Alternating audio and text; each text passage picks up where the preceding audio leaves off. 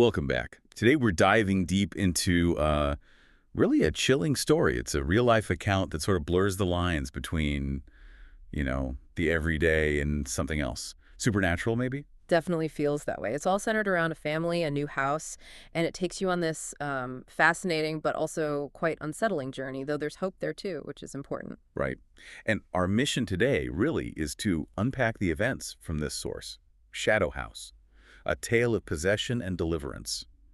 We want to explore how this family faced these unseen forces. Forces that really threaten to just tear them apart, and we'll look at the profound spiritual path they ended up taking. Yeah, and the source material, it's powerful. It's excerpts from a really vivid, very personal story. So we're aiming to pull out the key insights from what they went through. Give you a real sense of this ordeal. Okay, so where does it begin? It starts with a man named Kaisar Mahmud. Kaisar, and he was, according to the text, very happy. He'd found this house, right?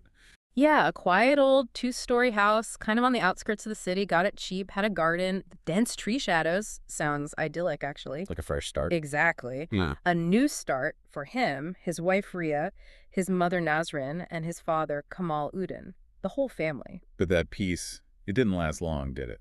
No, not at all. The source says within the first week, things started to change with Ria. How so? She became less talkative, quieter, and sometimes, really chillingly, she apparently didn't even recognize Kaisar. Wow. Her own husband. Yeah. He describes seeing this void in her eyes, like as if someone else was looking. That's a really disturbing image, a profound shift, and so quickly. What does that initial change sort of signal, do you think? Well, it signals how fast things escalate because it goes from these, subtle behavioral things to outright terror pretty quickly. Right. The source details this one night, Kaisar wakes up, the bed's empty, Ria's not there. Oh, man. Where was she?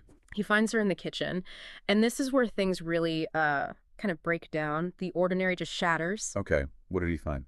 He finds her with one hand on the stove, the other holding a knife, just murmuring to herself. Whoa. Wait. And when Kaisar, obviously horrified, calls her name, she turns, throws the knife, not at him, but at the wall. Throws it. Yeah. And says in this, chilling voice, "You all leave. I will be alone. This house is theirs." Wow. And the atmosphere changed too, right? Instantly, the source mentions cold air, like a sudden chill. Kaisar felt a burning sensation in his eyes, and the light started flickering. It's like the house itself reacted. It feels like that's the first, undeniable moment, the breach. Absolutely. And it didn't stop there. The next day, Nazrin Begum, Kaisar's mother, she has this really upsetting experience. What happened with her? Ria apparently called her by her first name, Nazrin, which she never did. Usually it was Amu, like mom. Okay. And she says to her, "It would be better if I died." Oh my God, that's horrible coming from her daughter-in-law. Exactly. Just completely out of character. And the really creepy part, Ria apparently couldn't remember anything about saying it afterwards. Just blank. That blankness, that memory loss, it just makes it scarier for the family, doesn't it? Like she's not even aware. Right. And the odd things just kept piling up, making the house feel, I don't know, hostile. Doors closing but opening on their own. Classic signs, but terrifying when it's real. And Ria's behavior. Getting stranger. Standing in front of the mirror, talking to someone.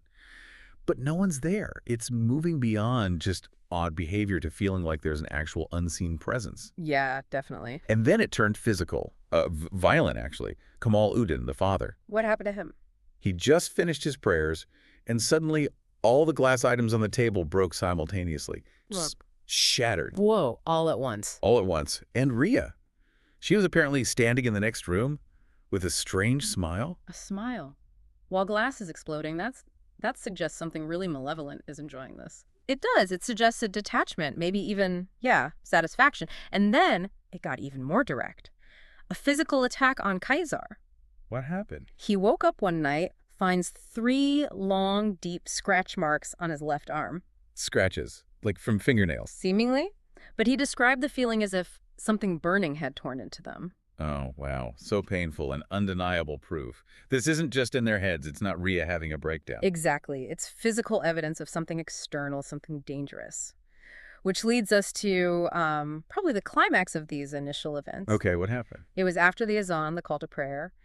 Nazrin Begum, the mother, found Ria in her room. She was kneeling on the bed, head raised, staring at the ceiling, just still. That sounds ominous, like the calm before the storm. Precisely. And then the story goes full supernatural. A voice starts coming from Rhea's throat. From Rhea, but not her voice. No, a deep male voice. And it proclaims, "Leave this house. I have come from the fire." From the fire. Yeah. Chilling. Yeah. What else happened? The air in the room reportedly became heavy.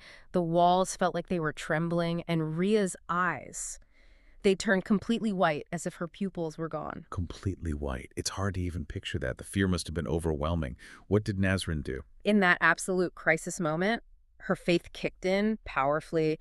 She immediately started reciting Audu billahi minash shaitanir rajim, seeking refuge from evil, Right. and Ayat al-Kursi, which is a really potent verse from the Quran, known for protection. She just kept repeating them. And did it work? Instantly. The effect was immediate. Rhea just falls to the floor, unconscious. Wow. So the recitation, the faith, it pushed it back. It seems so. A Yeah. clear turning point, showing maybe the power of that spiritual resistance against, well, whatever that was. So that's the peak of the terror. But now, Mm. what do they do after something like that? Well, Kamal Udin, the father, he saw this, the culmination of everything, and he basically said, that's it, no more in this house. Can't blame him. No. And he felt the answer was they needed to return to Allah. They needed spiritual help. So they sought someone out. Yes, they called a holy man. The text calls him an Allah wala buzurg, which basically means someone deeply devoted, a spiritual guide. His name was Hafez Shah Ali. Okay. Hafez Shah Ali. What was his take when he arrived? His assessment was apparently immediate. As soon as he entered the house, he said, "Jinn have inhabited this place for many years." Jinn. So spirits or Yeah. entities. Yeah. In Islamic tradition, there's supernatural beings distinct from humans and angels. Some are good, some neutral, some malevolent. He identified their presence right away. But he also offered hope. He did. He added, "But those whose hearts contain the Quran cannot be driven out." It was like, yes, there's a problem, but there's also a powerful defense. A spiritual defense. Exactly. And his instruction, his prescription for the family was very direct. From now on, no one will miss prayers. Consistency was key. And Surah Baqarah, a very long, significant chapter of the Quran, often used for protection, will be played in the house every day, constantly reinforcing that spiritual presence. So this marks the beginning of the fight back, essentially. Right. Through prayer and scripture. This process is called ruqya, right? That's right, ruqya. It's a form of spiritual healing, using Quranic recitations specifically to ward off evil or illness. And Shah Ali, he didn't just, say a quick prayer. No. No, the source says he recited verses day and night.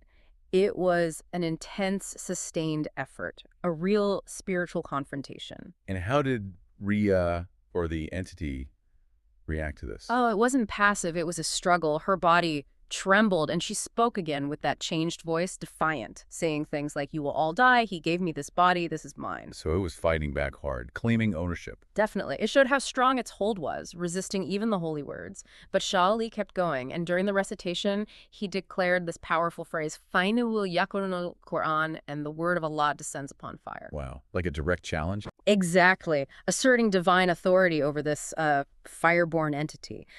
And that seemed to be the peak of the battle. Rhea started screaming, then collapsed and fell into a deep sleep. A deep sleep, not unconscious like before. Seems different this time, more like exhaustion after a battle. And when she woke up, the change was profound. What did she say? Her first words were clear, lucid. "My mind feels clear. Where was I? Someone had possessed me." Full awareness. She knew. She finally understood what had happened. Yes. And the house itself reflected this change. Immediately, there was a silent peace.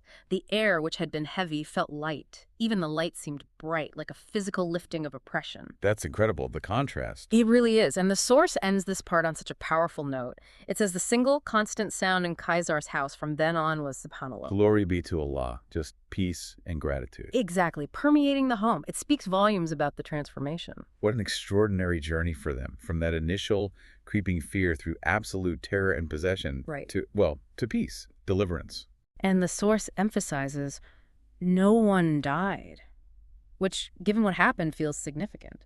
Instead, it says everyone started a new life where fear is replaced by the remembrance of Allah. A complete shift in their reality. Yeah, and beyond just the chilling aspects, there are real insights here, I think, about spiritual struggle, about redemption. It sort of suggests faith isn't just a comfort, but an active shield. A protective force. Right. And it also shows how a crisis like this, it can either break a family or forge them into something stronger, like we saw with Kaisar, Nazrin, Kamal Udin, all supporting Ria, fighting for her. It absolutely does. It makes you wonder, doesn't it? Thinking about their journey. What kind of profound shifts can happen in us when we face that kind of extreme adversity? How it can transform not just, the situation, but your entire outlook, your whole way of life. Something definitely worth pondering. Indeed. We'll leave you with that thought until our next deep dive.